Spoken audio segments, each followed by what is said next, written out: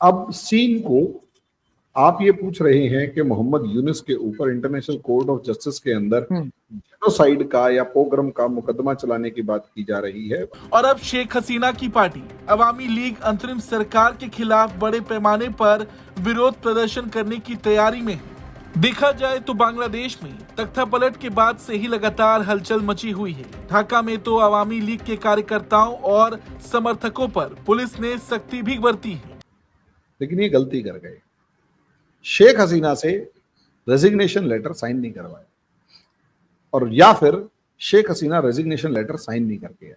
जो कुछ भी हुआ वो ये था कि she is prime minister of Bangladesh. Bangladesh में जिस तरह से तख्ता पलट अमेरिका ने किया था, अब पूरा का पूरा खेल पलट गया, ऊनो रिवर्स हो गया है जब से ट्रम्प की सरकार अमेरिका के अंदर आई। जिन्होंने बांग्लादेश में तख्ता पलट कराया था, उनका खुद का तख्ता पलट हो गया, वो खुद अपोजिशन में चले गए। अगले 4 साल के लिए तो गए, डेमोक्रेट्स की छुट्टी हो गई, रिपब्लिकन आ गए, ट्रम्प आ गया। अब यहाँ पर बांग्लादेश के मुद्दे को बहुत ही अलग दृष्टिकोण से देखा जा रहा है। डेमोक्रेट से ज्यादा दोगला, डेमोक्रेट से ज्यादा खराब मैंने तो कोई ऐसी पार्टी और देखी दुनिया में जो जिसके संग में आप बैठ रहे हो उसको भी खा रहे हो, जिसके खिलाफ हो उसको तो खा ही रहे हो, तो हर चीज इस प्रकार की।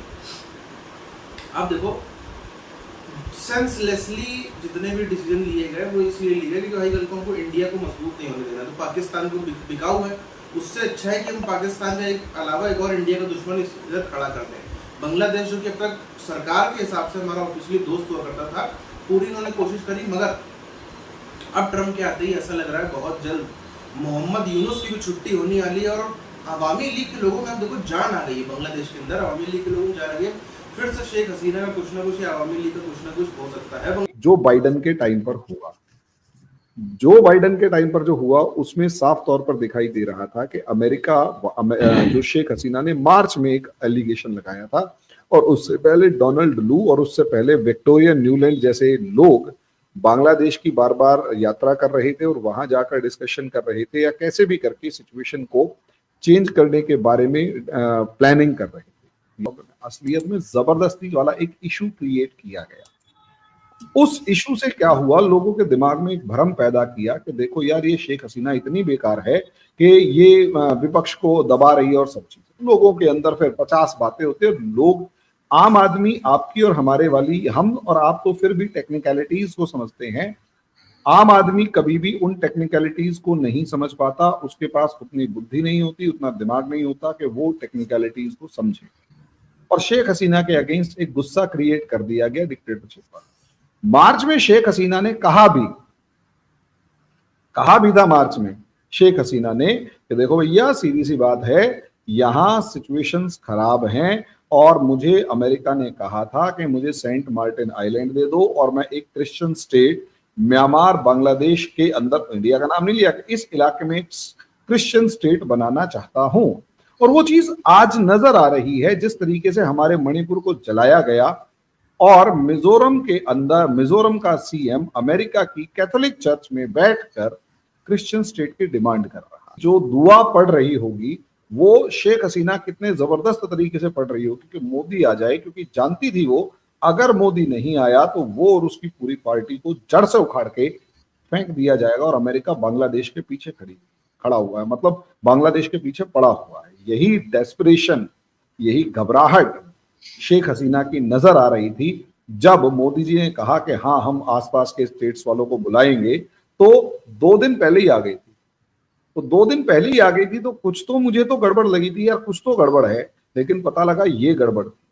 बांग्लादेश में शेख हसीना की सरकार को गिरे हुए लगभग 3 महीने हो चुके हैं, लेकिन आज भी वहां के हालात कुछ उसी तरह हैं। पहले कट्टरपंथियों ने देश भर में बवाल किया, उसके बाद बीएनपी के हजारों कार्यकर्ताओं ने देश की राजधानी में रैली निकाली और नए सिरे से चुनाव कराने और त्वरित सुधारों की मांग की।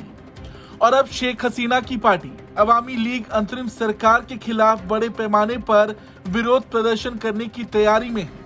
देखा जाए तो बांग्लादेश में तख्ता पलट के बाद से ही लगातार हलचल मची हुई है। ढाका में तो अवामी लीग के कार्यकर्ताओं और समर्थकों पर पुलिस ने सख्ती भी बरती है। देश भर में बीजेपी की 191 टुकड़ियां तैनात की गई हैं। वहीं इस बीच सरकार के विभिन्न हलकों ने चेतावनी भी दी है कि अवामी लीग को विरोध मार्च आयोजित करने की अनुमति नहीं दी जाएगी। अंतरिम सरकार के सलाहकार आसिफ महमूद सजीव भुइया ने इस संबंध में फेसबुक पर लिखा है, अगर सामूहिक हत्यारों और प्रतिबंधित संगठन में से कोई भी कार्यक्रम आयोजित करने की कोशिश करता है तो कानून और व्यवस्था प्रवर्तन बलों द्वारा सख्त कार्रवाई की जाएगी। जब शेख हसीना के समर्थक रैली निकालने की मांग कर रहे तो उन्हें बांग्लादेश सरकार रोकने का पूरा प्रयास कर रही है। वहीं इससे पहले अमेरिकी राष्ट्रपति चुनाव जीतने पर डोनाल्ड ट्रंप की जीत के समर्थन में जश्न की रैली निकालने के आरोप में 9 नवंबर को 10 लोगों को गिरफ्तार कर लिया गया था। ढाका मेट्रोपॉलिटन पुलिस ने बताया कि गिरफ्तार किए गए लोगों का संबंध अवामी लीग से है। इन लोगों को गिरफ्तार किया गया है क्योंकि उन्होंने अमेरिका के नए चुने गए राष्ट्रपति डोनाल्ड ट्रंप के समर्थन में विक्ट्री परेड निकालने की कोशिश की थी। बांग्लादेश के अंदर अमेरिका की हालत, अमेरिका ने क्या की तो अमेरिका रुका नहीं। असलियत में इस लड़ाई को इस तरीके से देखिए, जिस लड़ाई को 1971 में अमेरिका हार गया था, भले ही सरेंडर पाकिस्तानी आर्मी ने किया था आरजू जी, लेकिन हारा अमेरिका था। तमाचा अमेरिका के जन्नाटेदार पड़ा था और उस टाइम पर भी डेमोक्रेट्स की ही गवर्नमेंट, यही लोग बैठे हुए थे सत्ता में, यही लोग। इंडिया मजबूत था, इंडिया ताकतवर था, अपनी गेम खेल रहा था, अटेंटिव था, बस तूफान के अंदर वहां अपने सपोर्ट वाली गवर्नमेंट को, जो गवर्नमेंट इंडिया को पसंद करती है, उसे छोड़ नहीं सकता था। लेकिन अमेरिका ने इस गवर्नमेंट की जड़ें, खासकर बाइडेन गवर्नमेंट ने इस गवर्नमेंट की जड़ें खत्म करने के लिए क्या खेल किया, सोचकर देखिए। इनके मिनिस्टर्स जो भाग निकले वो तो भाग निकले, जो नहीं भाग पाए उन्हें जान से मार दिया गया या फिर उनकी प्रॉपर्टीज को जला दिया गया। वो बड़ी मुश्किल से अपनी जान बचा पा रहे। लेकिन कोई बात नहीं, चलो अब हुआ क्या। बाइडेन को उम्मीद थी कि ट्रंप नहीं आने, या सबको उम्मीद थी, मोहम्मद यूनुस को हटा दिया। और मोहम्मद यूनुस के, अच्छा एक बात बताइए, मंत्रिमंडल का जो कैबिनेट है, कौन से मिनिस्टर बने हुए हैं उस कैबिनेट में, आप देखिए 26-25 साल के, 20 साल के लड़के, मतलब 26, 27, 28 साल, 30 साल के लड़के जितने भी हैं सारे कैबिनेट के मिनिस्टर्स बने हुए हैं। सीनियर मिनिस्टर्स है ही नहीं। क्यों भाई, सीनियर क्यों नहीं है? क्योंकि अमेरिका चाहता ही नहीं यहाँ के मिनिस्टरशिप के ऊपर या जो कैबिनेट है उसके पास इतना दिमाग हो। लेकिन ये गलती कर गए, शेख हसीना से रेजिग्नेशन लेटर साइन नहीं करवाया, और या फिर Sheikh Hasina resignation letter sign नहीं करके आए। जो कुछ भी हुआ वो ये था कि she is prime minister of Bangladesh. जैसे ही ट्रंप आता है, बाइडेन के काले कारनामों का कच्चा चिट्ठा खोलने का एक सीधा लेटर भेजा जाता है, आपको बधाई हो अमेरिका के prime minister, president of America from prime minister of Bangladesh, Mohammad Yunus. और उसी के बिहाफ पर सारा गेम हो रहा है। अब वो जो एडवाइजर है उसके बिहाफ पर अगर गेम हो रहा है तो एडवाइजर है, अब एडवाइस दे रहा है, वो सब ले रहे हैं एडवाइस।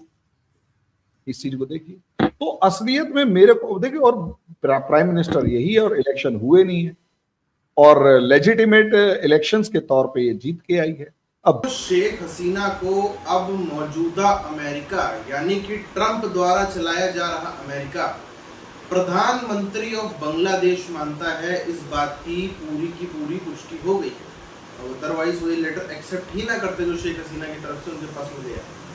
साथ ही साथ में जिस तरह से पूरी दुनिया ने देखा, अच्छा देखो यहाँ पर कर क्या लिया अमेरिका ने, बांग्लादेश में कर क्या लिया। चलो जैसे उन्होंने वीडियो में देखा कि एक उसका प्लान था कि इस पूरे एरिया में इंडिया क्या है, सबसे बड़ा अमेरिका का पार्टनर है। अगर हम देखें उस तरह से तो सबसे बड़ा, सबसे मजबूत पार्टनर इंडिया है। मगर इंडिया की प्रॉब्लम ये है कि इंडिया सॉवरन भी है, इंडिया को आप धर्म के नाम पे नहीं बहका सकते। बट इधर कोई ऐसा कंट्री भी नहीं, इधर बाकी सब इस्लामिक कंट्रीज हैं जो कि चाइना खाते जाते हैं, उनको नजर आते हैं। अब अमेरिका की बहुत ही कर्री जरूरत थी, बहुत बड़ी मांग थी कि एक इंडिया के अंदर बड़ा वर्ग हो जो क्रिश्चियन बन जाए, और वैसे सबको पता है ऐसा।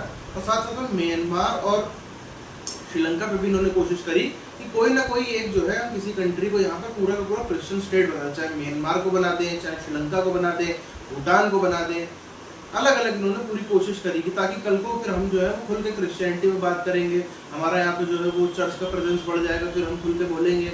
अगर श्रीलंका अगर बन जाता है या म्यांमार बन जाता है तो फिर म्यांमार को हम खुलकर सपोर्ट करेंगे। जो नाटो वाली हमने स्थिति वहाँ पे बनाई है यूरोप में, वो हम यहाँ पे इंडिया के इर्द गिर्द भी बनाएंगे। आज चाइना थ्रेट है, कल वो इंडिया वाली थ्रेट होगा। तो अभी से इन्होंने जो है वो बुनना चालू कर दिया था। शेख हसीना ने अलाउ नहीं किया इनको अपने यहाँ पे बेस बनाने के लिए। डेमोक्रेट से ज्यादा दोगला आपको दुनिया का कोई नेता या कोई सरकार या कोई एक ग्रुप ऑफ लीडर्स आपको कहीं नहीं मिलेंगे पूरी दुनिया में।